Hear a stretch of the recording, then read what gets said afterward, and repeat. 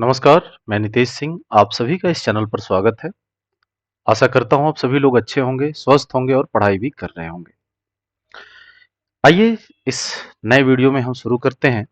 इससे पहले थोड़ी-सी चर्चा कर लेते हैं कि पीछे हमने क्या किया। तो ये देखिए कि ये जो एसएससी सामान्य अध्ययन का जो सीरीज चल रहा है, इसका ये 7वां पार्ट है यानी कि 7वां वीडियो है, ठीक है?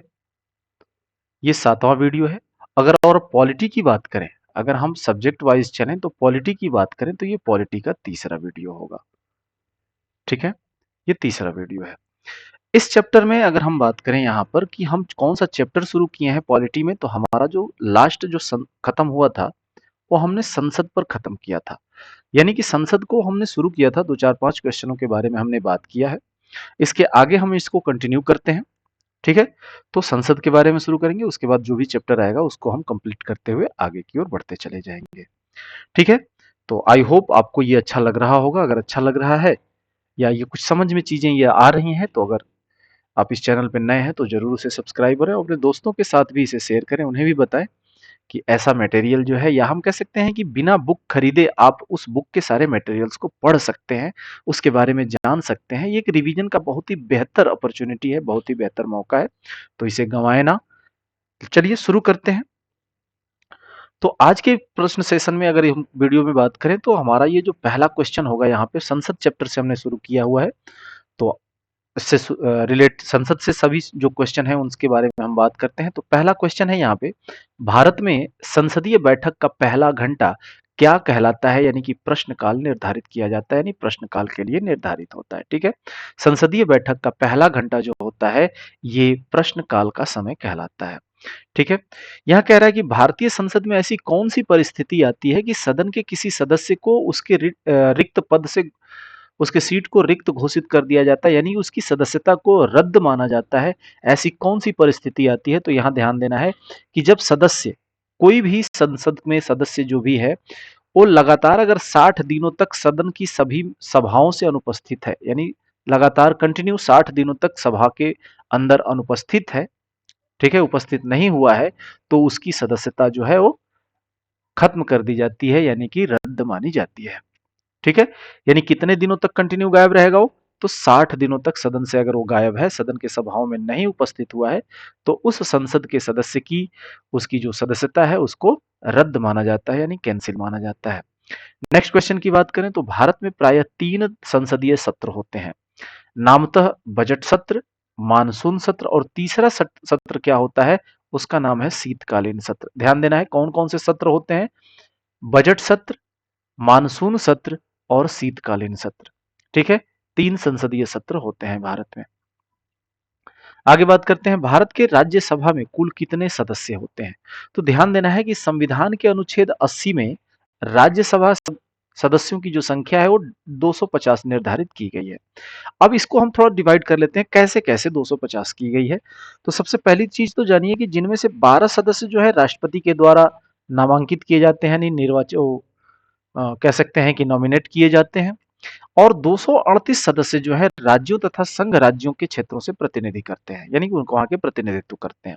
238 में भी क्या-क्या है अगर हम बात करें, तथापि राज्यसभा के सदस्यों की वर्तमान संख्या जो है, अभी जो वर्तमान संख्या है वो 245 है, जिनमें से अगर हम बात करें तो 233 सदस्य जो है राज्यों और संघ राज्य क्षेत्र में कहां-कहां से आते हैं? तो दिल्ली और पुदुचेरी से ही आते हैं। ये भी ध्यान देना है कि जो संघ राज्य क्षेत्र है, यहाँ सिर्फ और सिर्फ 2 राज्यों से आते हैं, 2 संघ राज्य क्षेत्रों से आते हैं जो राज्यसभा के सदस्य हैं।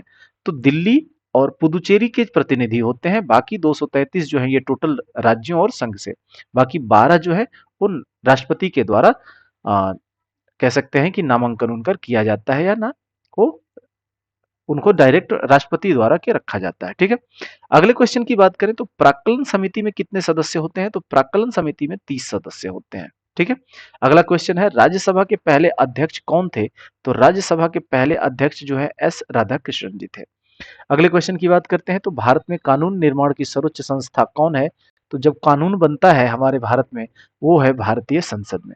कोई भी कानून जब बनाया जाएगा तो कहाँ बनाया जाएगा? भारतीय संसद में। अगले क्वेश्चन की बात करें तो कौन से सभा के सदस्य कह सकते हैं कि उनके मंत्रियों की परिषद में कोई विश्वास नहीं है? तो ये सिर्फ और सिर्फ लोकसभा के सदस्य ऐसा कह सकते हैं। अगले क्वेश्चन की बात करें तो कौन दोनों सदनों को स्थगित करता है? तो देखिए दोनों सदनों को आहूत भी करता है और स्थगित भी कर सकता है कौन? राष्ट्रपति जी। ठीक है। अगले क्वेश्चन की बात करें तो राज्यसभा किसी भी पैसे से संबंधित कानून को अस्वीकार नहीं कर सकती, लेकिन उसे विलंबित कर सकती है। कितने दिनों के लिए वह विलंबित करती है? तो 14 दिनों के लिए उसको रोक करके रख सकती है। ऐसा नहीं है कि अस्वीकार कर दे, डायरेक्ट मना कर दे, नहीं कर सकती। लेकिन हाँ, उसे थोड़ा देर उसमें कर सकती है और वो कितने दिनों तक, लास्टली कितने दिनों तक देर कर सकती है? तो 14 दिनों तक उसे अपने पास रोक करके रख सकती है। कौन? तो राज्यसभा। ठीक है। नेक्स्ट क्वेश्चन की बात करें तो संविधान के अनुसार भारतीय संसद को कितने हिस्सों में विभाजित किया गया है? तो भारतीय संसद को 3 हिस्सों में विभाजित किया गया है। कौन कौन है भाई? तो राज्यसभा, लोकसभा और राष्ट्रपति। और ये जब तीनों मिलते हैं तो कहलाता है भारतीय संसद। ठीक है। अगले क्वेश्चन की बात करें तो लोकसभा अध्यक्षता कौन करता है? तो ये जो लोकसभा स्पीकर होते हैं वही लोकसभा की अध्यक्षता करते हैं। ठीक है।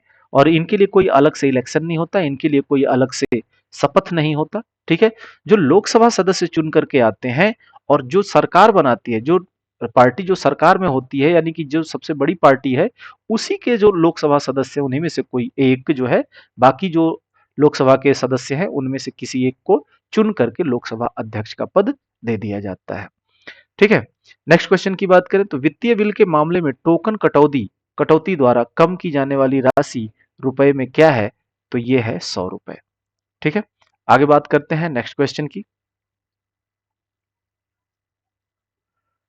यहाँ पे क्वेश्चन है कि पश्चिम बंगाल में कुल कितनी संसदीय सीटें, यानी कि लोकसभा निर्वाचन की कुल कितनी सीटें हैं? तो 42 सीटें हैं। ये ध्यान देना है। अलग अलग राज्यों में अलग अलग सीटें होती हैं। तो पंजाब में कुल कितनी संसदीय सीटें हैं? और संसदीय सीटों में राज्यसभा निर्वाचन क्षेत्र कितने हैं? तो 7 है। ठीक है। ये 7 है।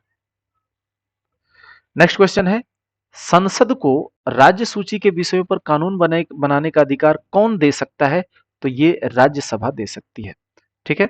अधिकार कौन दे सकता है? राज्यसभा। अगले क्वेश्चन की बात करें तो सिक्किम में कुल कितनी संसदीय सीटें जो कि राज्यसभा निर्वाचन क्षेत्र से है? तो सिक्किम में एक राज्यसभा निर्वाचन से संसदीय सीटें हैं। जब संसद सत्र में होता है तो सबसे पहले कौन सा काल शुरू होता है? तो सबसे पहले हमने ऊपर भी पढ़ा कि जो प्रथम काल होता है, पहला काल होता है, वो प्रश्न काल होता है। ठीक है। नेक्स्ट क्वेश्चन की बात करें तो राज्यसभा के 245 सदस्यों में से कुल कितने निर्वाचित सदस्य होते हैं? तो इसमें से 233 जो है निर्वाचित सदस्य होते हैं। अभी हमने बात किया कि अभी फिलहाल में राज्यसभा में 245 सीटें हैं, यानी कि 245 सदस्य हैं, जिनमें से 12 तो होते हैं, ये नामांकन किया जाता है, नामांकित किए जाते हैं राष्ट्रपति के द्वारा, प्रेसिडेंट के द्वारा। ठीक है। और बाकी जो 233 होते हैं ये निर्वाचित होते हैं, यानी इलेक्टेड होते हैं। ठीक है। आगे बात करते हैं। क्वेश्चन नंबर नेक्स्ट क्वेश्चन की बात करें तो कौन सा लोकसभा का एक महत्वपूर्ण काम होता है? तो कार्यपालिका का चुनाव करना। जो कार्यपालिका है उसका चुनाव कराना करना लोकसभा का एक महत्वपूर्ण काम होता है। नेक्स्ट क्वेश्चन की बात करें तो संसद की सर्वोच्चता, न्यायपालिका की सर्वोच्चता, संघ तथा राज्यों के बीच शक्तियों का वितरण एवं एकल नागरिकता में से कौन सी संघीय सरकार की एक विशेषता है? तो इसमें से क्या विशेषता है भाई? तो संघ एवं राज्यों के बीच शक्तियों का वितरण, ये जो है ये बताता है कि जिस जगह पर या जिस देश में संघ और राज्यों के बीच शक्तियों का वितरण है उसे संघीय सरकार की विशेषता या संघीय सरकार कहा जाता है। ठीक है। अगले क्वेश्चन की बात करें तो राज्यसभा के सदस्य बनने के लिए व्यक्ति की न्यूनतम योग्यता क्या है? तो सबसे पहले क्या होती है कि वह भारत का नागरिक होना चाहिए, वह होना चाहिए, दिवालिया घोषित होना चाहिए, या वह कम से कम 30 वर्ष की आयु का होना चाहिए। तो देखिए इसमें से सही कौन सा है, इसको चुनना है। ठीक है। यहाँ पे ऑप्शन है, तो यहाँ पर ये जो दिवालिया घोषित है ये नहीं होना चाहिए, यानी दिवालिया है तो राज्यसभा या किसी भी संसद का सदस्य वो नहीं बन सकता है, चाहे वो लोकसभा हो या राज्यसभा हो। ठीक है। वो भारत का नागरिक होना चाहिए और कम से कम 30 वर्ष की आयु, राज्यसभा के लिए 30 वर्ष और लोकसभा के लिए अगर कहता है तो ये है 25 वर्ष। ठीक है। ये है 25 वर्ष, इसका ध्यान रखना है। तो कम से कम 30 वर्ष की आयु होनी चाहिए और वो भारत का नागरिक होना चाहिए, यानी 1 और 3 अकॉर्डिंग टू दिस ऑप्शन क्या होगा? 1 और 3 सही होगा। ठीक है। आगे बात करते हैं। भारतीय संसद को कम से कम कितनी बैठक करनी चाहिए? तो वर्ष में 2 बार मिनिमम बैठक करनी ही चाहिए। ठीक है। नेक्स्ट क्वेश्चन की बात करते हैं तो भारत में निम्नलिखित में से किसे संशोधित करने के लिए संसद की विशेष बहुमत तथा राज्यों की सहमति चाहिए होती है? तो क्या ऐसा है जिसमें संशोधन करने के लिए विशेष बहुमत की जरूरत पड़ती है? तो यहां पे ध्यान देना है, ऐसी क्या चीज है भाई? तो पहला इसमें ऑप्शन दे रखा है कि राष्ट्रपति की चुनाव तथा उसका तरीका, सातवीं अनुसूची की कोई सूची या मौलिक अधिकार में संशोधन। तो यहाँ पे देखिए जो सातवीं अनुसूची है, इसमें कोई अगर चेंजेस करना है तो ये साधारण बहुमत से हो सकता है। किससे हो सकता है? साधारण बहुमत से हो सकता है, लेकिन इसके यानी राष्ट्रपति के चुनाव और उसका तरीका बदलने के लिए हमें विशेष बहुमत की जरूरत पड़ती है और राज्यों की सहमति भी चाहिए। उसके साथ साथ अगर मौलिक अधिकार में हम कोई संशोधन करते हैं तो यहां भी राज्यों से, सॉरी, एक और दो है, एक और दो है, यानी कि राष्ट्रपति का चुनाव तथा उसका तरीका जो है ये हम विशेष बहुमत से चेंज कर सकते हैं, और सातवीं अनुसूची में अगर कोई बदलाव करना है तो ये जो दोनों है ये हम विशेष बहुमत से कर सकते हैं। सिर्फ और सिर्फ जो मौलिक अधिकार में संशोधन है ये जो है साधारण साधारण बहुमत से भी हम इसको कर सकते हैं, पास कर सकते हैं, या बिल बना सकते हैं, या कानून बनाया जा सकता है। अगले क्वेश्चन की बात करें यहां पर, नेक्स्ट क्वेश्चन है, पीठासीन अधिकारी सदन को सत्र के पूर्ण होने पर अनिश्चित काल के लिए स्थगित कर देने के पश्चात भारत के राष्ट्रपति सदन की किस चीज की अधिसूचना जारी करते हैं? तो जो पीठासीन अधिकारी होता है अगर उसे अनिश्चित काल के लिए स्थगित कर दिया सदन को, तो फिर भारत के जो राष्ट्रपति होते हैं, जो राष्ट्रपति जी होते हैं, ये सत्रावसान की अधिसूचना जारी कर देते हैं। ठीक है। अगला क्वेश्चन है, भारतीय संविधान में धन विधेयक की परिभाषा किस अनुच्छेद में दी गई है? तो जो धन विधेयक है ये अनुच्छेद 110 में वर्णित है। अगला क्वेश्चन है, हिमाचल हिमाचल प्रदेश की संसदीय सीटों जो कि राज्यसभा की कितनी सीटें हैं? तो राज्यसभा की 3 सीटें हैं। छत्तीसगढ़ की संसदीय सीटें जो कि राज्यसभा की हैं, तो इसमें कितनी सीटें हैं? तो इसमें 5 सीटें हैं। ठीक है।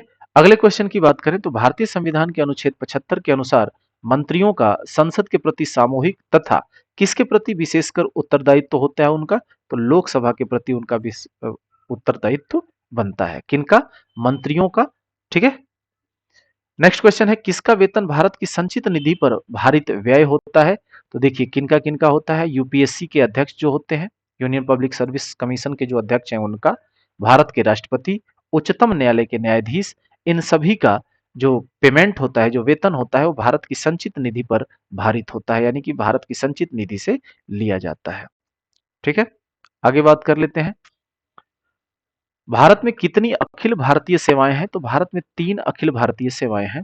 अगली बात करते हैं अगले क्वेश्चन की, तो राज्यसभा में राज्यों और केंद्र प्रशासित प्रदेशों से कुल सदस्यों की संख्या कितनी है? तो अभी हमने बात किया 238 है। ठीक है, 238 है। नेक्स्ट क्वेश्चन है, राज्यसभा में अधिकतम सदस्यों की संख्या कितनी होती है? तो राज्यसभा में अधिकतम जो सदस्यों की संख्या निर्धारित की गई है ये 250 है। उत्तर प्रदेश की संसदीय सीटों की जो संख्या है राज्यसभा की, ये कितनी है? 31 है। ठीक है, 31 सीट है राज्यसभा से। आगे बात करते हैं, राज्यसभा का सदस्य होने के लिए किसी भी व्यक्ति की उम्र कम से कम कितनी होनी चाहिए? हमने ऊपर भी बात किया 30 साल। अगर राज्यसभा है तो इसके लिए 30 साल की एज होनी चाहिए मिनिमम, और अगर लोकसभा की बात करें तो यहाँ 25 वर्ष का मिनिमम एज होना चाहिए। आगे बात करते हैं, पश्चिम बंगाल की संसदीय सीटों यानी कि राज्यसभा की सीट कितनी है? तो पश्चिम बंगाल में जो है 16 सीटें वर्णित है। आगे बात करते हैं, राज्यसभा के सभापति कौन है? तो राज्यसभा के सभापति जो होते हैं वो भारत के उपराष्ट्रपति होते हैं। ठीक है, ऐसा कहा जाता है, ऐसा लिखा है हुआ है संविधान में कि जो भारत के उपराष्ट्रपति हैं वो पदेन राज्यसभा के सभापति होते हैं। ठीक है। अगले क्वेश्चन की बात करें तो कर्नाटक की संसदीय सीटों जो कि राज्यसभा की सीटें हैं उसमें कितनी सीटें हैं? तो 12 सीटें हैं। राज्यसभा के संसदों का जो संसद सदस्यों का निर्वाचन है ये कितने वर्ष के लिए होता है? तो 6 साल तक इनका कार्यकाल होता है। ठीक है, राज्यसभा के जो सदस्यों का कार्यकाल होता है ये कितने वर्ष के लिए होता है? 6 साल के लिए होता है। हर 2 साल में राज्यसभा के कितने सदस्य निर्वाचित किए जाते हैं? तो 1/3 निर्वाचित किए जाते हैं। ठीक है, राज्यसभा के सदस्यों का निर्वाचन कौन करता है? तो विधानसभा के निर्वाचित सदस्य करते हैं। जो विधानसभा में निर्वाचित सदस्य हैं, ठीक है, वे सभी मिलकर के राज्यसभा के सदस्यों को निर्वाचित करते हैं, यानी वो वोट करते हैं। तमिलनाडु की संसदीय सीटों राज्यसभा की संख्या कितनी है? तो यहाँ पे तमिलनाडु में 18 सीटें हैं राज्यसभा की। आगे बात करते हैं नेक्स्ट क्वेश्चन के बारे में। तो भारत के राष्ट्रपति द्वारा राज्यसभा में कितने सदस्यों को नामित किया जाता है? तो ये 12 सदस्य होते हैं जो अलग अलग, जैसे खेल से हो गया, विज्ञान से हो गया, या किसी ऐसे संस्थाओं से जुड़े हुए हों, या जैसे किसी और प्रकार के संस्थाओं से जुड़े हुए हों, है ना, अलग अलग फील्ड से ये 12 सदस्यों को नामित किया जाता है राष्ट्रपति जी के द्वारा। आगे बात करते हैं, लोकसभा के पहले उपवक्ता कौन थे? तो लोकसभा के जो पहले उपवक्ता थे वो थे एम अनंत सायनम अयंगर। ठीक है, एम अनंत सायनम अयंगर। अगली बात करते हैं, अगले क्वेश्चन की बात चलते हैं। तो लोकसभा के पहले स्पीकर कौन थे? तो ये थे जीवी मावलंकर जी, जीवी मावलंकर। अगले क्वेश्चन की बात करते हैं। तो लोकसभा के सदस्यों का कार्यकाल कितने वर्ष का होता है? तो देखिए 5 वर्ष। अगर वही पूछता है राज्यसभा के सदस्यों का कार्यकाल, तो ये होता है 6 वर्ष। ठीक है, और लोकसभा लोकसभा का 5 वर्ष होता है। अगले क्वेश्चन की बात करें तो भारतीय संसद में वित्तीय बजट कौन प्रस्तुत करता है? तो भारतीय संसद में वित्तीय बजट जो है ये वित्त मंत्री प्रस्तुत करते हैं। नेक्स्ट है, कौन से बिल को राज्यसभा में पारित नहीं किया जा सकता? तो जो पूंजी बिल है इसे राज्यसभा में पारित नहीं किया जा सकता है। नेक्स्ट है, महाराष्ट्र की संसदीय सीटों यानी कि लोकसभा की कितनी सीटें हैं? तो महाराष्ट्र में लोकसभा की 48 सीटें हैं। कर्नाटक में लोकसभा की कितनी सीटें हैं? तो 28 सीटें हैं। गुजरात की संसदीय सीट यानी लोकसभा में कितनी सीटें हैं? तो 26 हैं। गोवा की संसदीय सीट यानी लोकसभा की कितनी सीटें हैं? तो 2। चंडीगढ़ की बात करें तो लोकसभा की जो सीटें हैं ये है 1। पंजाब की संसदीय सीटें यानी लोकसभा की बात करें तो इसमें 13 सीटें हैं। हरियाणा में 10 लोकसभा है और 90 विधानसभा है, इस चीज का भी ध्यान रखना है। लोकसभा भारत की सदन का क्या है? एक निचला गृह है यानी निचला घर है, जिसे लोअर हाउस कहते हैं। तो अपर हाउस किसको कहते हैं? तो राज्यसभा को अपर हाउस कहते हैं, अपर हाउस कहते हैं। ठीक है, और लोकसभा को क्या कहते हैं? लोकसभा को लोअर हाउस यानी कि निचला घर कहते हैं, निचला गृह कहते हैं। ठीक है, आगे बात करते हैं, लोकसभा की बहस किस भाषा में मुद्रित होती है? तो हिंदी और अंग्रेजी दोनों भाषा में इसे नोट किया जाता है। अगला है कि संसद प्रत्येक वर्ष 3 सत्र आयोजित करती है। कौन कौन से भी हमने बात किया, बजट सत्र, मानसून सत्र और शीतकालीन सत्र। 3 सत्र कौन कौन सी होती हैं? तो बजट सत्र, मानसून सत्र और शीतकालीन सत्र। शीतकालीन सत्र, ये 3 सत्र संसद में प्रत्येक वर्ष आयोजित किए जाते हैं। आगे नेक्स्ट क्वेश्चन की बात करें तो राज्यसभा के सदस्यों का चुनाव किसके द्वारा किया जाता है? तो राज्यसभा के, अभी हमने इधर भी देखा था, ये देखिए यहाँ पे है, राज्यसभा के सदस्यों का निर्वाचन कौन करता है या चुनाव कौन करता है? तो विधानसभा के चुने हुए सदस्यों के द्वारा। विधानसभा डायरेक्ट हम अपना वोट करते हैं विधानसभा के सदस्यों का, लेकिन राज्यसभा के सदस्यों को जो हमसे चुने गए जो प्रतिनिधि हैं वो हमारा प्रतिनिधित्व करके राज्यसभा के सदस्यों को चुनते हैं। अगला है, लोकसभा स्थगित करने का अधिकार किसके पास है? तो ये जो राष्ट्रपति जी के पास है। नेक्स्ट क्वेश्चन है, यह निर्णय लेने का अधिकार किसको है कि बिल मुद्रा बिल है अथवा नहीं? तो ये लोकसभा अध्यक्ष। ठीक है, लोकसभा अध्यक्ष ये फिक्स करता है या निर्णय लेता है कि ये बिल मुद्रा बिल है या नहीं है। ठीक है, नेक्स्ट क्वेश्चन की बात करें तो लोकसभा के अध्यक्ष को उसके पद से किसके द्वारा हटाया जा सकता है? तो लोकसभा द्वारा पारित प्रस्ताव के द्वारा लोकसभा के अध्यक्ष को उसके पद से हटाया जा सकता है। आगे बात करते हैं, भारतीय संविधान के अधीन विधान की अवशिष्ट शक्तियां किसमें निहित हैं? तो जो अवशिष्ट शक्तियां हैं ये संसद में निहित है। अगला क्वेश्चन है, लोकसभा सचिवालय सीधे किसके नियंत्रण में आता है? तो लोकसभा अध्यक्ष के नियंत्रण में ये रहता है। लोकसभा अध्यक्ष अपना त्यागपत्र किसे संबोधित करते हैं? तो ध्यान देना है, लोकसभा अध्यक्ष जो अपना त्यागपत्र लोकसभा के उपाध्यक्ष को देंगे, और लोकसभा के उपाध्यक्ष को अगर त्यागपत्र देना हो तो ये लोकसभा के अध्यक्ष को देंगे। ठीक है, प्रश्नकाल के बाद लोकसभा के किसी सदस्य द्वारा जनता के महत्व के किसी निश्चित विषय पर विचार विमर्श हेतु कार्यकारी का ध्यान आकर्षण करने के लिए रखा गया प्रस्ताव क्या कहलाता है? तो ये जो होता है स्थगन प्रस्ताव कहलाता है। अगले क्वेश्चन की बात करते हैं, तो संसद की लोक लेखा समिति के अध्यक्ष की नियुक्ति कौन करता है?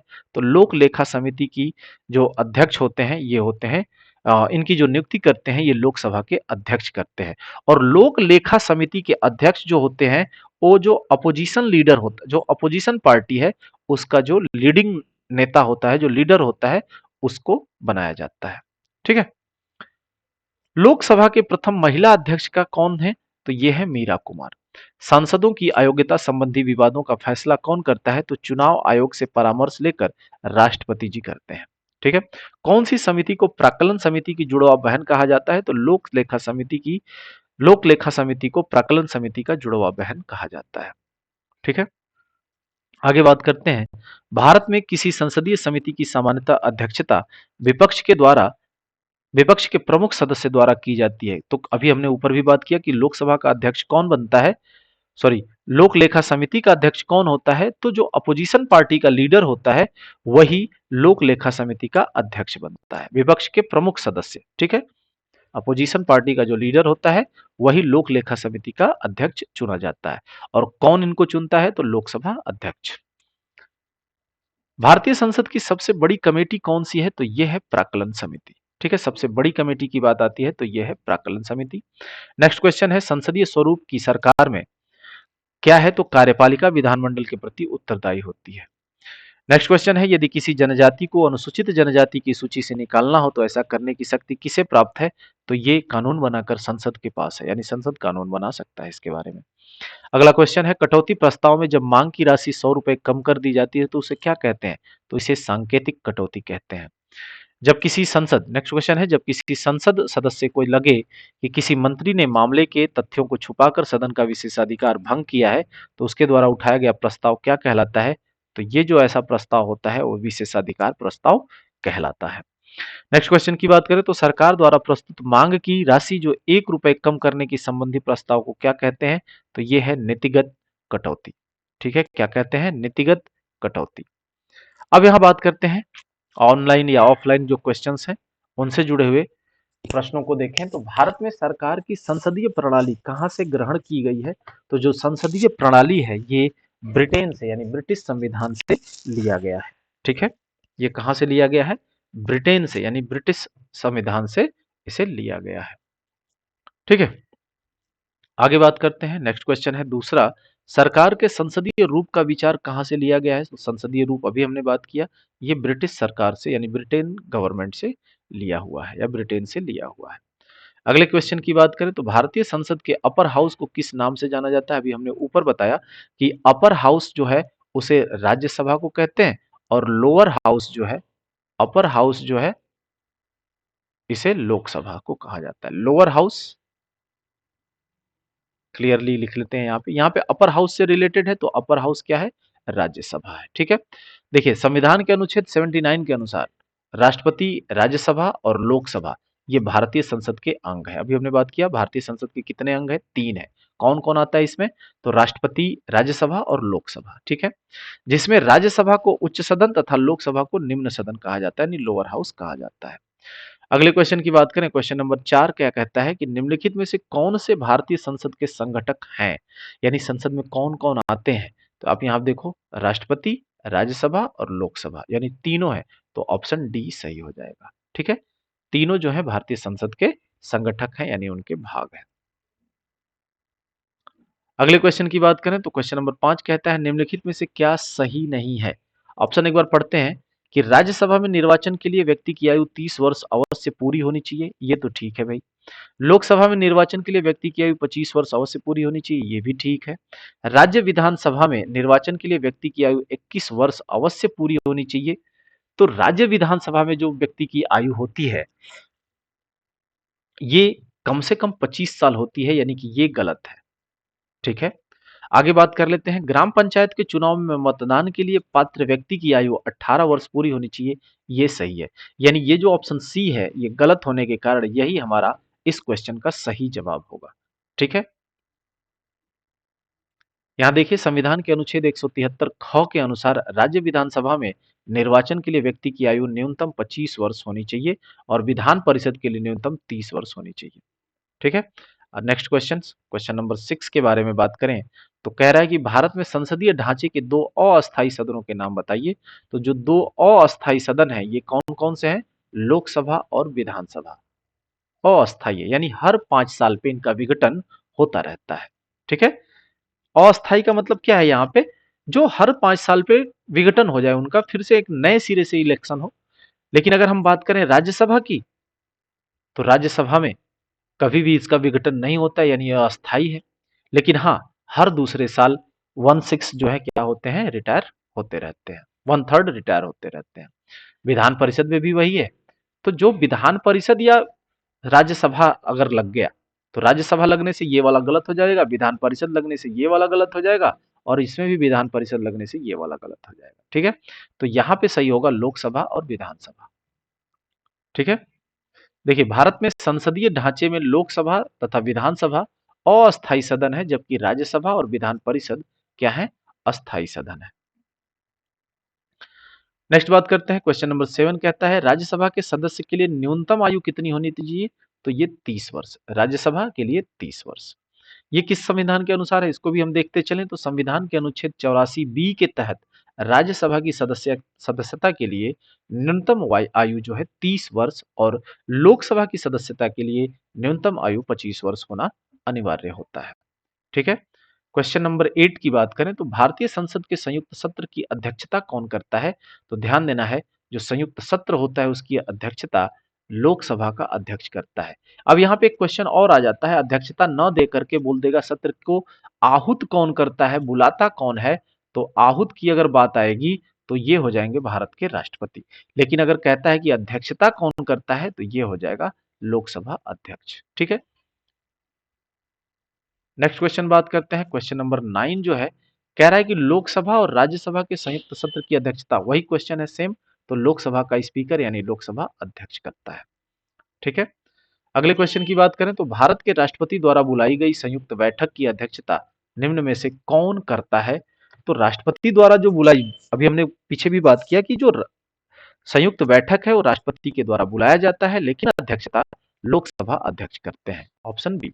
ठीक है, आगे बात करते हैं, क्वेश्चन नंबर 11 कहता है कि भारत के नियंत्रक और महालेखा परीक्षक की रिपोर्ट की जो समीक्षा है करने वाली संसदीय समिति क्या कहलाती है, तो देखिए नियंत्रक और महालेखा परीक्षक की जो रिपोर्ट की जांच करती है, समीक्षा करती है, उस संसदीय समिति का नाम है लोक लेखा समिति।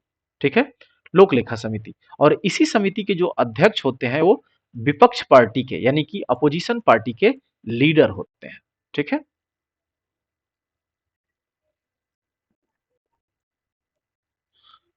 क्वेश्चन नंबर 12 की बात करें यहाँ पे, तो भारत में संसद की वित्तीय समितियां निम्न में से कौन सी हैं, तो वित्तीय समितियां कौन है, तो ये तीनों वित्तीय समितियां हैं, लोक लेखा समिति, प्राक्कलन समिति और लोक उपक्रम समिति। ठीक है, ये तीनों जो है वित्तीय समितियां हैं संसद की। निम्न में से कौन सी समिति संसद की अस्थाई समिति नहीं है, अस्थाई का मतलब क्या है कि ये बनती बिगड़ती रहती है, यानी जैसे ये लोक लेखा समिति अस्थाई है, प्राक्कलन अस्थाई है, और लोक उपक्रम समिति जो है ये अस्थाई है।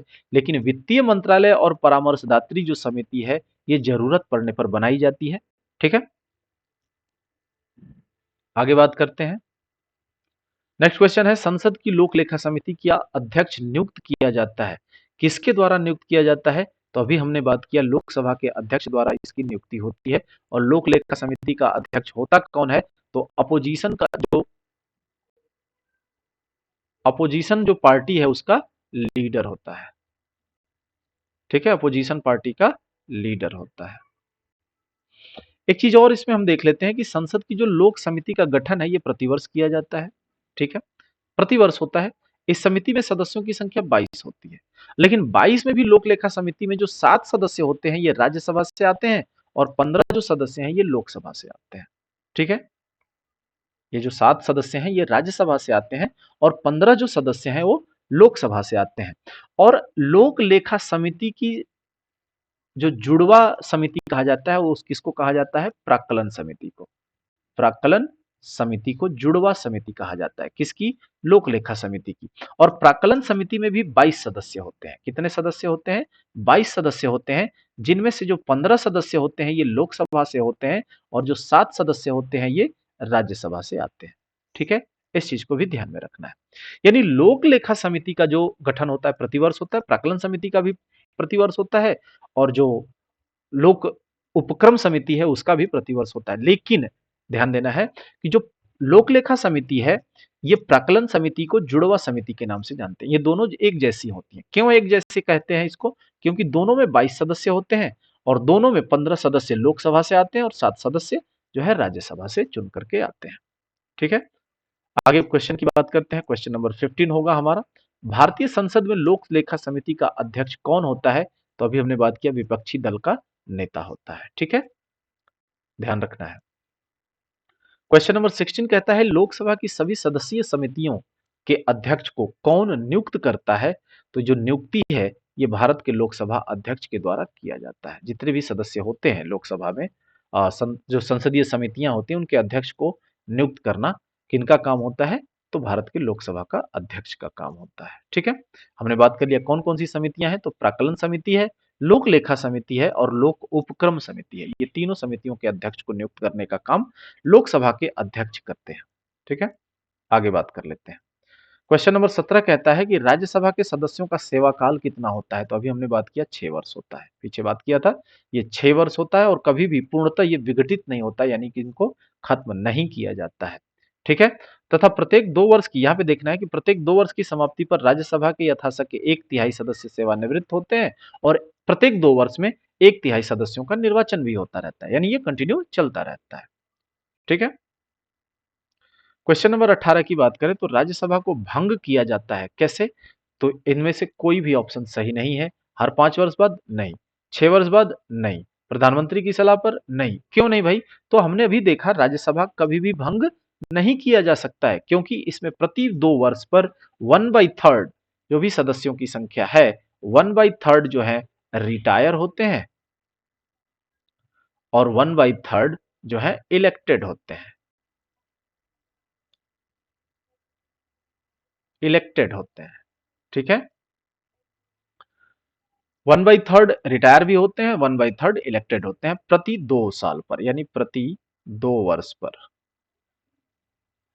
ठीक है, इसलिए इसको भंग करने की अगर बात आती है तो हम कह देंगे नहीं, इसको भंग तो किया ही नहीं जाता, यह अस्थाई समिति है।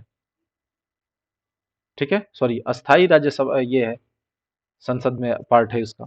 राज्यसभा के सदस्यों का चुनाव कितनी अवधि के लिए किया जाता है? फिर से वही क्वेश्चन रिपीटेड है, 6 वर्ष के लिए किया जाता है। नेक्स्ट क्वेश्चन की बात करें तो क्वेश्चन नंबर 20 कहता है कि राज्यसभा का सदस्य बनने के लिए न्यूनतम आयु, तो देखिए 30 वर्ष होता है। कई बार रिपीटेड हो गया, अब तो याद हो भी गया होगा आपको। नेक्स्ट क्वेश्चन है नागरिकता प्राप्त करने के लिए शर्तें निर्धारित करने वाला समक्ष निकाय कौन सा है? तो ये है संसद। ठीक है, आगे बात करते हैं। क्वेश्चन नंबर 22, भारतीय संघ में नए राज्य की स्वीकृति कौन देता है? तो ये देता है संसद। यानी जितने भी डिसीजन वाले काम हैं, जितने भी कानून बनाने वाले काम हैं, ये किनके द्वारा किया जाता है? तो ये संसद के द्वारा किया जाता है। क्वेश्चन नंबर 23 देखेंगे, अखिल भारतीय सेवाओं के सृजन की शक्ति किसे प्राप्त है? तो ये संसद को प्राप्त है। ठीक है, आगे देखते हैं। क्वेश्चन नंबर 24 कहता है मंत्रिपरिषद सामूहिक रूप से किसके प्रति उत्तरदायी है? तो ये लोकसभा के प्रति उत्तरदायी है। ठीक है, आगे बात करते हैं मंत्रिमंडल सामूहिक रूप से किसके प्रति उत्तरदायी है? तो ये लोकसभा के प्रति उत्तरदायी है। ठीक है, इंडिविजुअल अगर बात करता है कि इंडिविजुअल किसके प्रति उत्तरदायी है, तो ये राष्ट्रपति के प्रति उत्तरदायी होते हैं। अगर कंबाइन रूप से कहा जाए तो ये लोकसभा के प्रति उत्तरदायी होते हैं। ठीक है, क्वेश्चन नंबर 26 कहता है सरकार की मंत्रिमंडल प्रणाली की सबसे महत्वपूर्ण विशेषता क्या है? तो ये है सामूहिक उत्तरदायित्व। ठीक है, सामूहिक उत्तरदायित्व ही इसकी प्रमुख विशेषता है। आगे बात करते हैं क्वेश्चन नंबर 27, संसद के दोनों सदनों की संयुक्त बैठक में को भेजे गए विधेयक का पारित होना होता है कैसे? तो उपस्थित सदस्यों के साधारण बहुमत से कोई भी नियम या कानून पारित किया जा सकता है। और संयुक्त बैठक किसके अनुच्छेद के तहत बुलाया जाता है? तो अनुच्छेद 108 के अंतर्गत संयुक्त बैठक का प्रावधान है। बुलावा राष्ट्रपति देता है, अध्यक्षता लोकसभा अध्यक्ष करता है। ठीक है, और जितने भी उपस्थित होंगे उसमें विधेयक में दोनों सदनों में उपस्थित मत देने वाले सदस्यों की कुल संख्या के साधारण बहुमत से पारित किया जाता है। संसद में क्या क्या है भाई? तो अभी हमने ऊपर भी बात किया, राष्ट्रपति, लोकसभा और राज्यसभा, ये 3 अंग हैं संसद के। तीनों जब मिलते हैं तो संसद का निर्माण होता है। ठीक है, और ये किस संविधान के द्वारा? 79 के अनुसार। भारतीय संसद के कितने सदन हैं? तो 2 सदन होते हैं। कौन कौन से भाई? तो लोकसभा जिसे निम्न सदन कहते हैं और राज्यसभा जिसे उच्च सदन कहते हैं, यानी अपर हाउस, लोअर हाउस। ठीक है, दो सदन होते हैं। क्वेश्चन नंबर 30 की बात करें तो निम्नलिखित में से कौन भारत में कानूनों को बनाता है? तो कानून को कौन बनाता है भाई? तो राष्ट्रपति और संसद के दोनों सदन, यानी राज्यसभा और लोकसभा। ठीक है, क्वेश्चन नंबर 30 की बात कर लेते हैं अभी। Sorry sorry 31। निम्न में से कहाँ कानून बनाने का प्रस्ताव पेश किया जा सकता है? तो जो पेश करने का जो, या कह सकते हैं कि कानून बनाने का जो प्रस्ताव है, ये किसी भी सभा से, चाहे वो लोकसभा में जाकर के आप दे दो या राज्यसभा में जाकर के दे दो, कहीं से भी शुरू किया जा सकता है। ठीक है, अगर लोकसभा में होगा तो इसे राज्यसभा में जाना पड़ेगा, और राज्यसभा से शुरू होता है तो लोकसभा में भी जाना पड़ेगा। यानी दोनों कान कहीं से भी पकड़ो, कान ही पकड़ना है। ठीक है, या सर घुमा के पकड़ लो, चाहे डायरेक्ट पकड़ लो। क्वेश्चन नंबर 32 कहता है कि विधानमंडल का प्रमुख कर्तव्य क्या है? तो प्रमुख जो कर्तव्य है विधानमंडल का, ये है नियमों यानी कि कानून को अधिनियमित करना। ठीक है, अधिनियमित करना। क्वेश्चन नंबर 33 कहता है कि संसदीय शब्दावली में समापन से क्या आशय है? तो समापन से संसद के सत्र का अंत का आशय है, यानी समापन कहने का मतलब क्या हुआ? संसद के सत्र का अंत कर दिया गया, खत्म कर दिया गया। क्वेश्चन नंबर 34 की बात कर लें तो निम्नलिखित में से कौन सा विधायिकीय सत्र को स्थगित करने की अधिसूचना जारी करता है? तो यह है राष्ट्रपति। ठीक है, नेक्स्ट क्वेश्चन 35। लोकसभा में किसी विधेयक को धन विधेयक के रूप में प्रमाणित कौन करता है? तो ये होते हैं लोकसभा के अध्यक्ष। लोकसभा के अध्यक्ष ही किसी विधेयक को धन विधेयक है या नहीं है, ऐसा प्रमाणित करना या ऐसा निर्णय लेना किसका काम होता है? तो लोकसभा का अध्यक्ष का काम होता है। क्वेश्चन नंबर 36 की बात करें तो यह कौन तय करता है कि संसद में रखा जाने वाला कोई विधेयक विशेष धन विधेयक है या नहीं? तो ये होते हैं अध्यक्ष लोकसभा के। ठीक है, किसके अध्यक्ष होते हैं? लोकसभा के अध्यक्ष प्रमाणित करते हैं कि कोई विधेयक धन विधेयक है या नहीं है। क्वेश्चन 37 की बात करें तो भारतीय संविधान के अंतर्गत अवशिष्ट अधिकारों का अर्थ क्या है? तो अवशिष्ट अधिकारों का अर्थ है, ध्यान देना, कि जिनको केंद्रीय सूची, राज्य सूची और समवर्ती सूची में स्पष्ट रूप से शामिल नहीं किया गया है, अगर ऐसी कोई व्यवस्थित ऐसा कोई अधिकार रह जाता है तो उसको अवशिष्ट अधिकारों में वर्णित किया जाता है, या अवशिष्ट अधिकारों के अंतर्गत उसे मान लिया जाता है। ठीक है, हम जानते हैं कि तीन सूचियां हैं, तीन प्रकार की अधिकारों की सूचियां हैं, केंद्रीय सूची, राज्य सूची और समवर्ती सूची। लेकिन कुछ ऐसी भी सूचियां हैं या ऐसा भी अधिकार है जो तीनों में कहीं भी वर्णित नहीं है, तो उन्हें अवशिष्ट अधिकारों का यानी अवशिष्ट अनुसूचियां मान ली जाती हैं। ठीक है, नेक्स्ट क्वेश्चन की बात करते हैं। क्वेश्चन नंबर हमारा होगा 38। कह रहा है केंद्रीय विधानमंडल का अध्यक्ष बनने वाले पहले भारतीय कौन थे? तो केंद्रीय विधानमंडल का अध्यक्ष बनने वाले विट्ठल भाई पटेल जी पहले भारतीय बने थे। ठीक है, क्वेश्चन 39 को देखते हैं। तो संसदीय प्रकार की सरकार की एक प्रमुख विशेषता क्या है?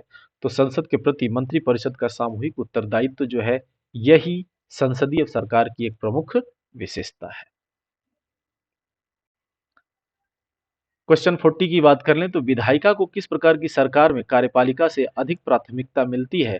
तो ये संसदीय सरकार में मिलती है। ठीक है,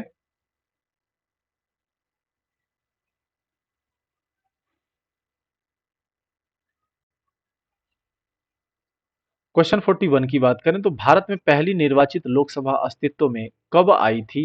यानी सबसे पहली बार निर्वाचित लोकसभा कब बनी थी या कब हुई थी? तो ये था अप्रैल 1952 में। अप्रैल 1952 में। ठीक है, नेक्स्ट क्वेश्चन की बात करते हैं। Question number 42। जब सरकार के विभिन्न अंगों के बीच सत्ता का बंटवारा हो तो उसे क्या कहा जाता है? तो उसे अधिकारों का वितरण कहा जाता है। जब सरकार के विभिन्न अंगों के बीच सत्ता का बंटवारा हो रहा होता है तो उस सिचुएशन को, उस स्थिति को अधिकारों का वितरण कहते हैं। ठीक है, जैसे अलग अलग मंत्रिमंडल किसी किसी को दिया जाता है। क्वेश्चन नंबर 43 की बात करें तो ये कह रहा है शब्द है और ये अर्थ है, तो इसको मिलान करना है। ठीक है, अगर हम देखें तो कार्यपालिका का मतलब क्या होता है? एक राजनीतिक संस्था जिसके पास न्याय करने की तथा कानूनी विवादों को निपटाने का अधिकार होता है, ये कार्यपालिका नहीं है। ये क्या है? न्यायपालिका है। ठीक है, एक राजनीतिक संस्था। अगर हम बात करें यहां पर, ये दूसरा देखते हैं, जनप्रतिनिधियों की सभा जिसके पास देश का कानून बनाने का अधिकार है, तो ये कौन होता है? ये कार्यपालिका होती है?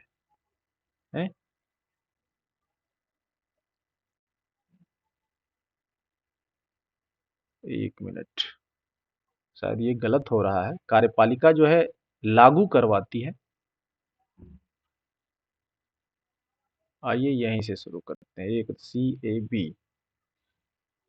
इसके एक्सप्लेनेशन को ही देख लेते हैं, समझ में आ जाएगा टोटल बातें। ठीक है, देखिए कार्यपालिका क्या करता है, तो व्यक्तियों का ऐसा निकाय जिसके पास देश के संविधान तथा कानून के आधार पर प्रमुख नीति बनाने, फैसले करने तथा उन्हें लागू करने का अधिकार होता है। ठीक है, कानून बनाने और उन्हें लागू करने का अधिकार किसके पास है?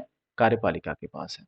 न्यायपालिका क्या करता है? एक राजनीतिक संस्था जिसके पास न्याय करने तथा कानूनी विवादों के निपटारे का अधिकार होता है, उसे न्यायपालिका कहते हैं। और विधानसभा की बात करें तो जनप्रतिनिधियों की सभा जिसके पास देश का कानून बनाने का अधिकार है, उसे विधानसभा कहते हैं।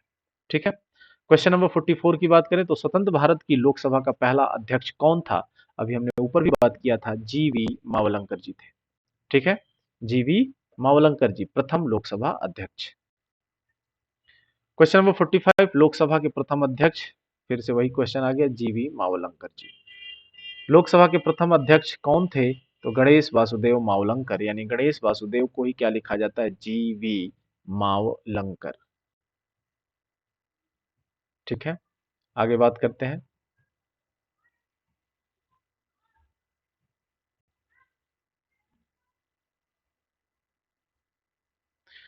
क्वेश्चन 47 की बात करें तो भारतीय संविधान के अनुसार संसद के दोनों सदनों का अधिवेशन एक वर्ष में कम से कम कितनी बार बुलाना जरूरी है? तो कम से कम 2 बार। ठीक है, कम से कम 2 बार। 48 कहता है संसद के किसी सदन के दोनों सत्रों के बीच अंतराल किससे अधिक नहीं होना चाहिए? तो 6 महीने से अधिक नहीं होना चाहिए। ठीक है, किसी विधानमंडल के किसी सदस्य द्वारा प्रस्तुत प्रस्ताव को जनमहत्व का अविलंब मामला मानते हुए जो चर्चा की जाती है उसे क्या कहते हैं? तो उसे स्थगन प्रस्ताव कहते हैं। क्या कहते हैं? स्थगन प्रस्ताव कहते हैं। क्वेश्चन नंबर 50 है, निम्न में से कौन सा संसद से संबंधित नहीं है? आमुख, स्थगन, भंग करना, बर्खास्त करना। तो ये जो बर्खास्त करने का है ये संसद से संबंधित वर्ड नहीं है। ठीक है, आइए क्वेश्चन नंबर 51 की ओर चलते हैं। यदि संसद किसी विशिष्ट उद्देश्य के लिए कोई समिति नियुक्त करे तो उसे क्या कहते हैं? तो उसे कहते हैं तदर्थ समिति, यानी जिसके लिए किसी खास चीज के लिए या किसी खास मैटर पर कोई समिति बनाई गई है तो उसके अनुसार बनी हुई समिति, यानी तदर्थ समिति कहा जाता है। ठीक है, तदर्थ समिति का मतलब है ad hoc committee, ad hoc committee. Question number 52 कहता है मंत्री परिषद में शामिल नहीं है। कौन मंत्री परिषद में शामिल नहीं है? तो देखिए, कैबिनेट सचिव जो होते हैं ये IAS अधिकारी होते हैं। ये IAS अधिकारी होते हैं जो सरकार के प्रतिनिधि होते हैं, ना कि मंत्री परिषद के समय प्रतिनिधि होते हैं। तो कैबिनेट मंत्री, राज्य मंत्री और बिना विभाग का जो भी मंत्री कोई भी है, ये सभी मंत्री परिषद में होते हैं, लेकिन कैबिनेट सचिव मंत्री परिषद में नहीं होते हैं। ठीक है, क्वेश्चन 53 कहता है कि संसद में अविश्वास प्रस्ताव के बारे में निम्नलिखित में से कौन सा सही है? तो संविधान में इसका उल्लेख नहीं है। दूसरा है, एक अविश्वास प्रस्ताव, इसके बाद दूसरा अविश्वास प्रस्ताव प्रस्तुत करने के लिए 6 महीने की अवधि अवश्य होनी चाहिए। ऐसा है क्या? तीसरा कहता है कि संसद सदन में प्रस्तुत करने से पहले कम से कम 100 व्यक्ति उसका प्रस्ताव का समर्थन अवश्य कर लें। चौथा कह रहा है कि यह केवल लोकसभा में प्रस्तुत किया जा सकता है। तो इसमें से कौन सा सही है? इसके बारे में अगर हम कहें तो इसके विस्तार में अगर जाते हैं तो देखिए, ध्यान दीजिए कि भारतीय संविधान में अनुच्छेद 75 3 के तहत मंत्रिपरिषद को लोकसभा के प्रति सामूहिक रूप से उत्तरदायी बताया गया है। ये तो ठीक है, परंतु संविधान में विश्वास प्रस्ताव या अविश्वास प्रस्ताव का कोई उल्लेख नहीं है। अनुच्छेद 118 के तहत संसद के प्रत्येक सदन को अपनी कार्य प्रक्रिया की संचालन संबंधी नियम बनाने की स्वीकृति दी गई है। तदनुसार लोकसभा के नियम 198 में मंत्रिपरिषद के प्रति अविश्वास प्रस्ताव की प्रक्रिया का वर्णन है, जिसके अनुसार विपक्षी दल किसी भी सदस्य की लिखित नोटिस एवं 50 सदस्यों द्वारा सदन में उसका समर्थन करने पर 10 दिनों के भीतर लोकसभा अध्यक्ष द्वारा निर्धारित तिथि पर लोकसभा के पटल पर अविश्वास प्रस्ताव प्रस्तुत किया जाता है। ठीक है, तो इस चीज का भी हमें ध्यान रखना है। क्वेश्चन नंबर 54 की बात करें तो केंद्रीय मंत्रिपरिषद के विरुद्ध अविश्वास प्रस्ताव कहां प्रस्तुत किया जाता है? तो केवल और केवल लोकसभा में। ठीक है। क्वेश्चन 55 कहता है कि एक वर्ष तक राजस्व एकत्रित करने का प्रस्ताव सरकार किस विधेयक द्वारा करती है? तो ये होता है वित्त विधेयक के द्वारा। और वित्त विधेयक का अनुच्छेद जो है ये वार्षिक वित्तीय वितरण 112 अनुच्छेद 112 में ये वर्णित है। आइए क्वेश्चन नंबर 56 की ओर चलते हैं। यहाँ कह रहा है कि भारतीय संसद किसी राज्य के किस विषय पर कानून बनाने के लिए सक्षम है यदि अनुच्छेद 352 के अंतर्गत आपात स्थिति लागू हो, देश के 2 या अधिक राज्यों की विधानसभाएं इसका अनुरोध करें, राष्ट्रपति इस आशय का संदेश संसद को भेजे। तो यहाँ पे ए और बी दोनों लागू होता है, ये लागू नहीं होता है। यानी कि ये दोनों स्थितियों में भारतीय संसद राज्य के किसी विषय पर कानून बनाने के लिए सक्षम है। ठीक है। क्वेश्चन 57 की बात करें तो भारत के संविधान की कौन सी अनुसूची राज्यसभा में सीटों के बंटवारे का निर्धारण करती है? तो राज्यसभा में जो सीटों का बंटवारा का निर्धारण है ये चौथी अनुसूची के द्वारा होता है। कौन सी अनुसूची? चौथी अनुसूची के द्वारा। क्वेश्चन 58 कहता है किस सदन में अध्यक्ष उस सदन का सदस्य नहीं होता है? तो ध्यान देना है जो राज्यसभा का अध्यक्ष होता है वो उस किसी भी सदन का अध्यक्ष नहीं होता या किसी भी सदन का सदस्य नहीं होता है। वो चाहे वो लोकसभा का भी सदस्य नहीं होता और ना ही वो राज्यसभा का सदस्य होता है। लेकिन अगर लोकसभा की बात आती है तो लोकसभा का सदस्य होता है, इसलिए लोकसभा का अध्यक्ष चुना जाता है। ठीक है। जबकि राज्यसभा का जो अध्यक्ष होता है उसका उस सदन का सदस्य नहीं होता। और कौन होता है वो राज्यसभा का अध्यक्ष? उपराष्ट्रपति। 59 की बात करें तो राज्यसभा का सभापति कौन होता है? तो भारत के उपराष्ट्रपति होते हैं राज्यसभा के सभापति। भारतीय संसद की सबसे महत्वपूर्ण विशेषता है क्या है भाई? तो इसमें राष्ट्रपति भी शामिल है। ठीक है। इसमें राष्ट्रपति भी शामिल है। क्वेश्चन नंबर 61 की बात करें तो राष्ट्रपति द्वारा राज्यसभा के सदस्यों के नामांकन के लिए नियम किस देश के संविधान से लिया गया है? तो जो राज्यसभा के सदस्य हैं इनका नामांकन जो है किस देश से? आयरलैंड से लिया गया है। कितने सदस्यों का नामांकन किया जाता है? तो 12 सदस्यों का नामांकन किया जाता है। क्वेश्चन 62 की बात करें तो निम्न में से कौन सा प्रस्ताव संघीय बजट से संबंधित है? तो संघीय बजट से संबंधित जो है ये प्रस्ताव कटौती वाला संबंधित है। 63 की बात कर लेते हैं। लोकसभा का कार्यकाल कितनी बार 6 वर्ष तक बढ़ाया गया है? तो अभी तक सिर्फ एक बार ऐसी स्थिति आई है और कब आई थी? 1975 में जब आपातकाल घोषित किया गया था तो 5 वर्ष से बढ़ा करके 6 वर्ष कर दिया गया था। ठीक है। नेक्स्ट क्वेश्चन है राज्यसभा का कार्यकाल जो मूल संविधान के अंतर्गत 5 वर्ष का था 42वें संविधान संशोधन द्वारा बढ़ाकर कितना कर दिया गया था? तो ये जो है 6 वर्ष कर दिया गया था। ठीक है। पहले जो था 5 वर्ष ही था, मूल संविधान के अंतर्गत 5 वर्ष था राज्यसभा का कार्यकाल, लेकिन 42वें संविधान संशोधन 1976 के द्वारा मूल राज्यसभा का जो कार्यकाल है ये 6 वर्ष कर दिया गया। ठीक है। आगे बात कर लेते हैं। क्वेश्चन नंबर 65 कहता है कि भारत में किसी स्वीकृति के बिना कोई भी सरकारी खर्चा नहीं किया जा सकता। तो ये संसद की स्वीकृति के बिना कोई सरकारी खर्चा नहीं किया जा सकता। ठीक है।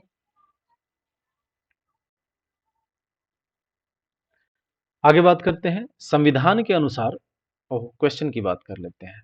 क्वेश्चन नंबर 66 भारतीय संविधान के अधिकांश उपबंधों का संशोधन किया जा सकता है अकेले संसद द्वारा। जो संसद है ये सभी संविधान के उपबंध जो है उनका संशोधन कर सकता है और संशोधन करने का जो अनुच्छेद है वो कौन सा है? 368। ठीक है।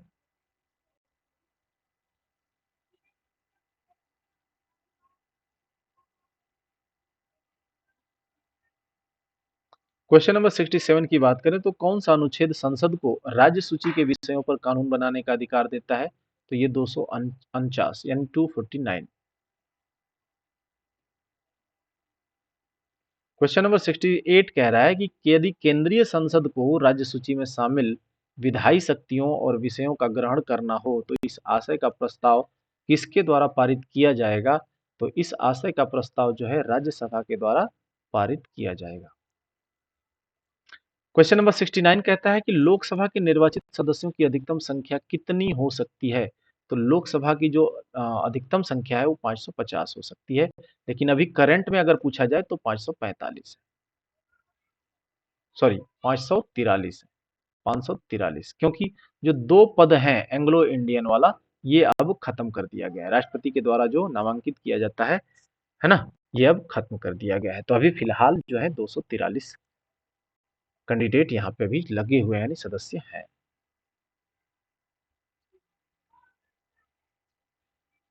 क्वेश्चन नंबर 70 की बात करें तो उत्तराखंड में कुल कितनी संसदीय सीटें यानी लोकसभा निर्वाचन क्षेत्र हैं? तो यहाँ पे 5 सीटें हैं। उत्तराखंड में कितनी हैं? 5 सीटें हैं। यहाँ पे एक ध्यान देना है कि उत्तराखंड में लोकसभा की 5 सीटें हैं, राज्यसभा की 3 सीटें हैं, जबकि विधानसभा की 70 सीटें हैं। ठीक है। क्वेश्चन नंबर 71 की बात करें तो ओडिशा में कुल कितनी संसदीय सीटें किससे संबंधित? राज्यसभा निर्वाचन से संबंधित कितनी सीटें हैं? तो ये हैं 10 सीटें। ओडिशा में जो राज्यसभा से संबंधित सीटें हैं ये कितनी हैं? 10 सीटें हैं। ठीक है। आगे बात कर लेते हैं क्वेश्चन नंबर 72 के बारे में। त्रिपुरा में कुल कितनी संसदीय सीटें हैं? किससे? राज्यसभा से निर्वाचन, यानी राज्यसभा निर्वाचन से संबंधित तो सिर्फ त्रिपुरा में एक है। एक बात कर लेते हैं यहाँ पे कि त्रिपुरा में कुल एक संसदीय सीट है, यानी राज्यसभा की एक सीट है और लोकसभा की 2 सीटें हैं। ठीक है। त्रिपुरा में राज्यसभा 1, लोकसभा 2। 73 कहता है कि भारत में लोकसभा के लिए अधिकतम सीटें निर्धारित हैं। कितनी है? 550 है। ठीक है। अब यहाँ पे देखिए कि लोकसभा सदस्य का निचला सदन है, यानी कि लोअर हाउस कहते हैं लोकसभा। क्या कहते हैं? लोअर हाउस कहते हैं। और इसमें अधिकतम जो संख्या है निर्धारित वो 552 है। जबकि अब क्या हो गया? 52 का मतलब क्या था? पहले 52 था। इसमें से 530 राज्य प्रतिनिधि होते हैं और 20 सदस्य जो होते हैं वो केंद्र शासित से होते हैं, यानी 550 हो गए। ठीक है। और 2 सदस्य एंग्लो इंडियन समुदाय से मनोनीत होते हैं। लेकिन जो फिलहाल में है वो कितने हैं? 543 है। 543 है। थे तो 45, लेकिन अब बच गए 43, क्योंकि 2 जो एंग्लो इंडियन का समुदाय से मनोनीत किया जाना था ये अब खत्म कर दिया गया है। तो अभी जो लोकसभा सदस्य में जो सदस्य की संख्या है ये कितनी है? 543। 543। ठीक है। आइए नेक्स्ट क्वेश्चन की ओर चलते हैं। 74 कहता है कि निम्नलिखित में से लोकसभा की प्रथम महिला अध्यक्ष कौन थी? तो ऊपर भी एक क्वेश्चन आया था इससे संबंधित। मीरा कुमार जी हैं लोकसभा की प्रथम महिला अध्यक्ष थी। क्या है? ठीक है। अभी तो है नहीं, लेकिन ये जून 2009, जो 4 जून 2009 से 4 जून 2014 तक रही, 5 साल तक। ठीक है। क्वेश्चन नंबर 75 कहता है कि भारतीय संसद का जनता द्वारा निर्वाचित सदस्य जो है, जनता द्वारा निर्वाचित सदन निम्न में से कौन सा होता है? तो ध्यान देना है, जनता द्वारा जो निर्वाचित सदस्य होते हैं वो लोकसभा के होते हैं, क्योंकि हम लोकसभा में डायरेक्ट वोट करते हैं।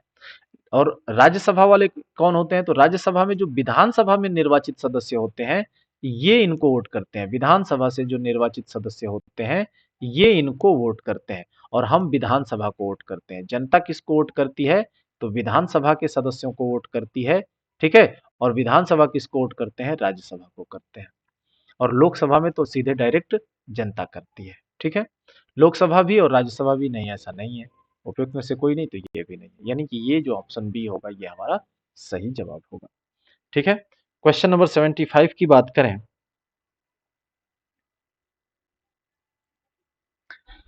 सॉरी 76 कह रहा है कि गैर संशोधन विधेयक को संसद के हर सदन में कितने वाचन होते हैं? तो यहाँ 3 वाचन होते हैं। ठीक है। कितने वाचन होते हैं? 3 वाचन होते हैं। अगले क्वेश्चन की बात करते हैं। 77 क्या कह रहा है?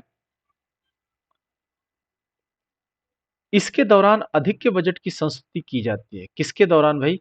तो तेजी के दौरान। जब तेजी होती है मार्केट में तो अधिक बजट की संस्तुति की जाती है। क्वेश्चन नंबर 78 कह रहा है कि भारतीय संसद के कामकाज में शून्यकाल का अर्थ क्या है? तो शून्यकाल का जो अर्थ है, ध्यान देना है, प्रश्नकाल और अगली कार्य सूची के बीच का समय।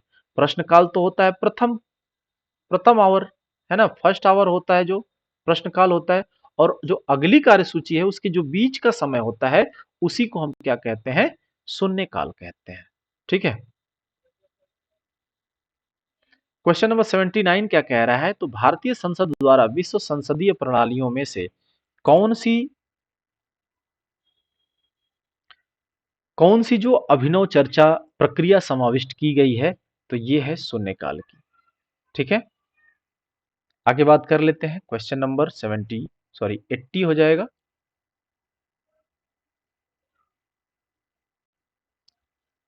संसद के सदस्यों के लिए औपचारिक रूप से निर्धारित उपकरण नहीं है, कौन सा? शून्यकाल। ये संसद के सदस्यों के लिए औपचारिक रूप से निर्धारित उपकरण नहीं है। क्वेश्चन 81 क्या कहता है, यहां पे देखते हैं। तो संसद सदस्य संसद में अपनी सदस्यता गंवा देगा यदि वह सत्रों में निरंतर अनुपस्थित रहे। अभी हमने बात किया था, अगर वो 6 महीने, सॉरी 60 दिन तक कंटिन्यू, अगर वो 60 दिन तक कंटिन्यू गायब रहता है तो अपनी सदस्यता उसकी रद्द मानी जाती है, यानी रद्द कर दी जाती है। और संविधान के अनुच्छेद 101 सब क्लॉज 4 के अनुसार ऐसा वर्णित है।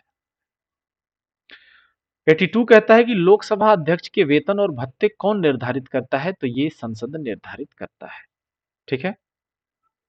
क्वेश्चन नंबर 83 की बात करें तो निम्न में से कौन सा प्रशासन पर विधायी नियंत्रण के अंतर्गत नहीं आता है, तो ये आता है शून्यकाल। ये विधायी नियंत्रण के अंतर्गत नहीं आता है। ठीक है।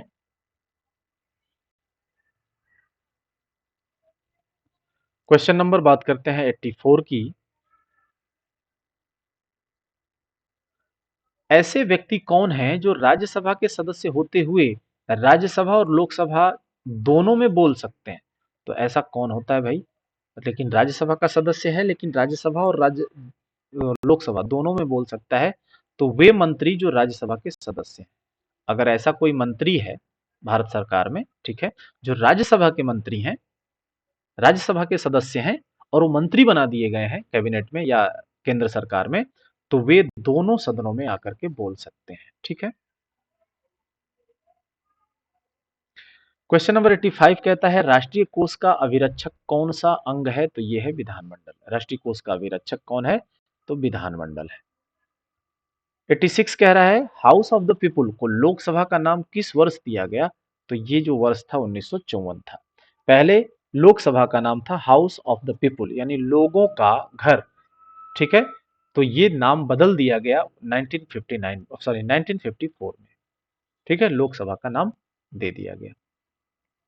आगे बात करते हैं क्वेश्चन नंबर 87। पहले अविश्वास प्रस्ताव और दूसरे अविश्वास प्रस्ताव के बीच कितना अंतर होना चाहिए, तो इसमें देखिए स्टार लग गया है। तो अगर हम सही क्वेश्चन की ओर जाएं तो यहाँ क्या हम देख पाते हैं कि लोकसभा के नियमों के अधीन मंत्रिपरिषद के प्रति अविश्वास प्रस्ताव एक ही सत्र में एक से अधिक बार लाया जा सकता है। ठीक है।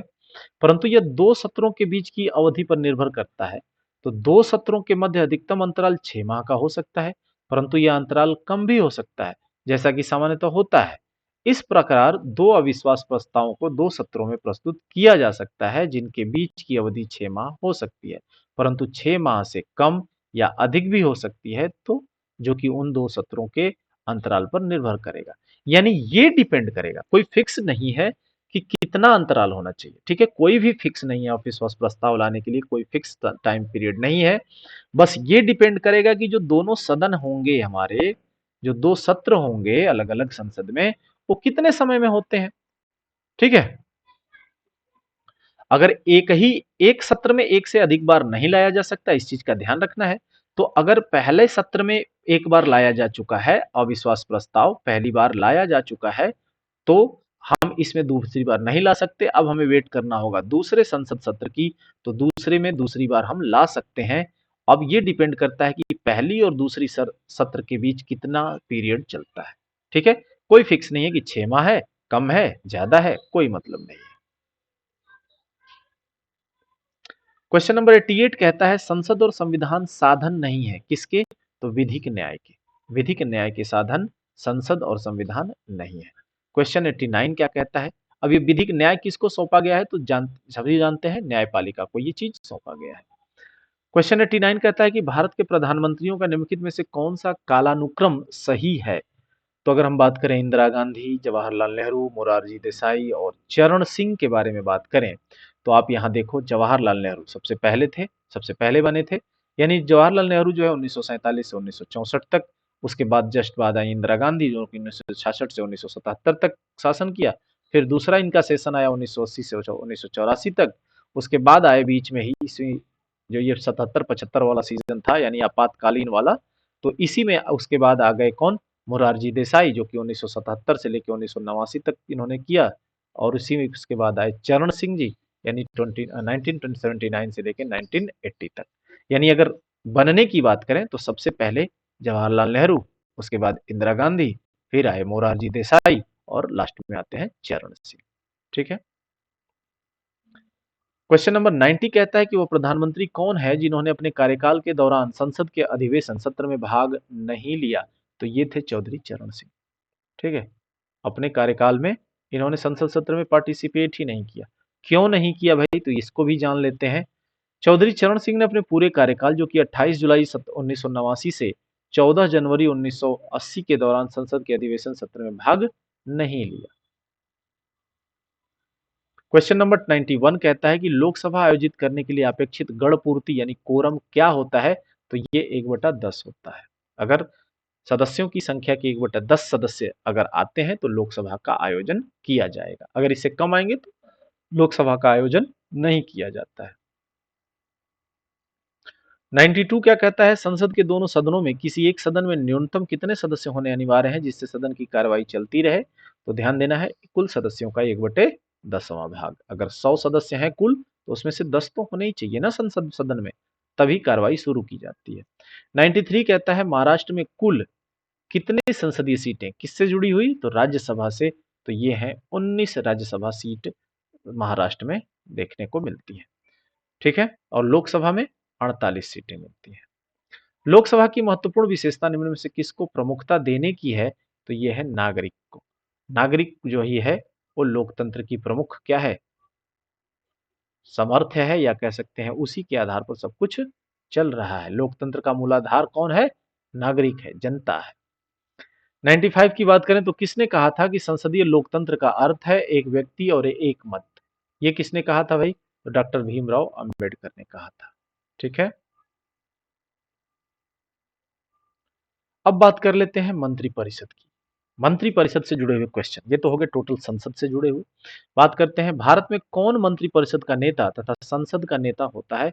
तो ये होते हैं भारत के प्रधानमंत्री। संसद के भी नेता होते हैं और मंत्रिपरिषद के भी हेड होते हैं। अगला है भारत के प्रधानमंत्री किन निकायों के वस्तुतः मुखिया होते हैं? तो ध्यान दीजिए, अगर ये जो जितने भी संस्थाएं जैसे नीति आयोग, राष्ट्रीय एकता परिषद और भारतीय वन्य जीव बोर्ड, इनके साथ साथ बहुत सारे न्यूक्लियर विपन्स और भी तमाम तरह के जो पावर प्लांट होते हैं, या जो कह सकते हैं कि जो एनर्जी से रिलेटेड इस तरह की बहुत सारी ऐसी संस्थाएं हैं जिनका जो मुखिया होता है वस्तुतः, यानी कि अगर ये मैं कुल मिलाकर के ये जो क्या कहते हैं मंत्रिमंडल है, ये किसी को नहीं जाता, ये स्वतः यानी ऑटोमेटिकली प्रधानमंत्री के पास रहता है। यानी इन सब के प्रधानमंत्री जो भी पदेन प्रधानमंत्री होंगे, उनके पास ये संसद, ये जो संस्थाएं हैं, ये उनके देखरेख में कार्य करती हैं। नेक्स्ट क्वेश्चन है भारत के राज्यों का संघ है, भारत राज्यों का संघ है, संघ की कार्यकारी शक्ति किसमें निहित होती है? तो कार्यकारी शक्ति प्रधानमंत्री के पास निहित होती है। कौन सरकार का प्रमुख होता है? तो भारत का प्रधानमंत्री प्रमुख होता है। ठीक है। और कौन राजनीतिक कार्यकारी का एक उदाहरण है? तो ये प्रधानमंत्री जी हैं। किसकी सलाह पर राष्ट्रपति दूसरे मंत्रियों को नियुक्त करता है? तो प्रधानमंत्री की सलाह पर। भारत में केंद्रीय मंत्रियों की को गोपनीयता की शपथ कौन दिलाता है, या किसके द्वारा दिलवाई जाती है? तो भारत के राष्ट्रपति के द्वारा दिलवाई जाती है। ठीक है। नेक्स्ट क्वेश्चन की बात करें तो सामूहिक उत्तरदायित्व का सिद्धांत इस रूप में प्रभावी होता है कि लोकसभा सरकार अर्थात प्रधानमंत्री के नेतृत्व वाली मंत्रिपरिषद को हटा सकती है। तो ये कौन सा उत्तरदायित्व सिद्धांत है? तो अविश्वास प्रस्ताव पारित करके जो लोकसभा के सरकार है या उनके प्रधानमंत्री की जो नेतृत्व की मंत्रिपरिषद है उसको खत्म कर दिया जा सकता है। नेक्स्ट क्वेश्चन है नरेंद्र मोदी भारत के कौन से 14वें प्रधानमंत्री बने हैं? ठीक है। किसी राज्यसभा सदस्य के लिए भारत का प्रधानमंत्री बनने की न्यूनतम आयु कितनी होती है? 30 वर्ष होती है। ठीक है, राज्यसभा का अगर सदस्य है तो और भारत का प्रधानमंत्री बनना है उसको तो 30 वर्ष होनी चाहिए। लोकसभा का सदस्य है तो 25 वर्ष चलेगा। ठीक है, ऑफर है इसमें 5 साल का। नेक्स्ट क्वेश्चन क्या कहता है कि लोकसभा के चुनाव के लिए पात्र होने के लिए न्यूनतम उम्र क्या है? तो लोकसभा के लिए 25 वर्ष।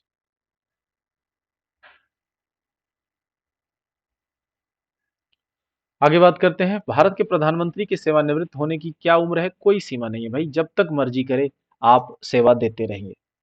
नेक्स्ट क्वेश्चन है, कोई भी व्यक्ति भारतीय मंत्री प्रधानमंत्री के रूप में अधिकतम कितनी बार सेवारत हो सकता है?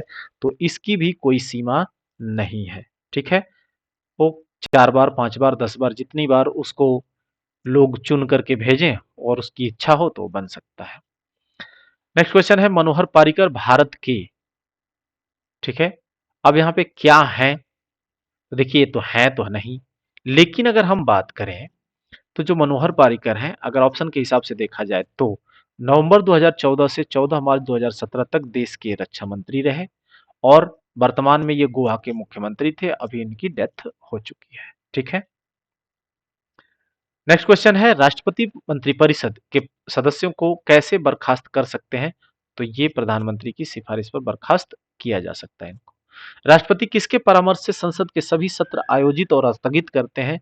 तो ये प्रधानमंत्री के आयोजन या परामर्श पर ऐसा काम करते हैं ये।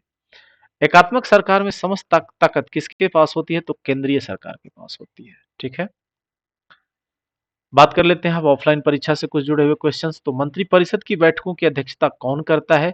तो अध्यक्षता जो होती है मंत्री परिषदों की वो प्रधानमंत्री करते हैं। प्रधानमंत्री का भारत के प्रधानमंत्री बनने के लिए अपेक्षित न्यूनतम आयु क्या होनी चाहिए? तो 25 वर्ष। 25 वर्ष देखिए लोकसभा के सदस्य बनने के लिए होती है और लोकसभा का सदस्य प्रधानमंत्री चुना जा सकता है, ऐसा संविधान में वर्णित है। ठीक है, अगर किसी सदन का सदस्य नहीं है तो प्रधानमंत्री तो बन जाएगा, लेकिन अगले 6 महीने में, 6 मंथ में उसे किसी न किसी हाउस का मेंबर बनना पड़ता है, चाहे वो लोकसभा के हाउस का मेंबर नहीं, लोअर हाउस का मेंबर बन जाए या अपर हाउस का मेंबर बने। क्वेश्चन नंबर तीसरा देखेंगे भाई, योजना आयोग का अध्यक्ष। अब देखिए योजना आयोग का क्या मतलब है? योजना आयोग तो पहले था भाई, 2015 में इसे खत्म करके क्या बना दिया गया? नीति आयोग बना दिया गया, नीति आयोग। ठीक है, और इसके अध्यक्ष जो होते हैं वो प्रधानमंत्री होते हैं। ठीक है, 1 जनवरी 2015 को भारत सरकार ने योजना आयोग के स्थान पे, ध्यान देना है, योजना आयोग के स्थान पर नीति आयोग की गठन कर दी और इसकी जो इस आयोग के अध्यक्ष होते हैं वो स्वतः प्रधानमंत्री जी होते हैं। भारत में अवशिष्ट शक्तियां निहित हैं किसमें? तो अवशिष्ट शक्तियां हमने बात की थी केंद्रीय सरकार में निहित है। ठीक है, जैसे तो हमने कहते हैं कि 3 शक्तियां हैं, अधिकार हैं, राज्य सूची, केंद्र सूची और समवर्ती सूची। लेकिन एक और सूची है जिसे कहते हैं अवशिष्ट सूची, यानी जिसमें अवशिष्ट शक्तियां निहित होती हैं। जो कहीं नहीं होती वो कहाँ होती हैं? अवशिष्ट में होती हैं। क्वेश्चन नंबर 5 कहता है, संसदीय प्रकार की सरकार में वह बराबर वालों में पहला होता है, वो कौन है? तो ये है प्रधानमंत्री। अपने सभी बराबर हैं, सभी लोकसभा सदस्य हैं, लेकिन उसमें हेड कौन करता है? हेडिंग कौन, लीडर कौन हो जाता है? प्रधानमंत्री जी हो जाते हैं। ठीक है, क्वेश्चन नंबर 6 की बात करें तो किसने प्रधानमंत्री के समकक्ष को प्रथम कहा है? तो ये मोरले ने कहा था। किसने कहा था? मोरले ने। ठीक है, इस पार्ट को हम यहीं तक रहने देते हैं, नेक्स्ट जल्दी ही एक अलग पार्ट को लेकर के हम आएंगे। तब तक के लिए अपना और अपनों का ध्यान रखें, पढ़ते रहें, मुस्कुराते रहें। जय हिंद, जय भारत।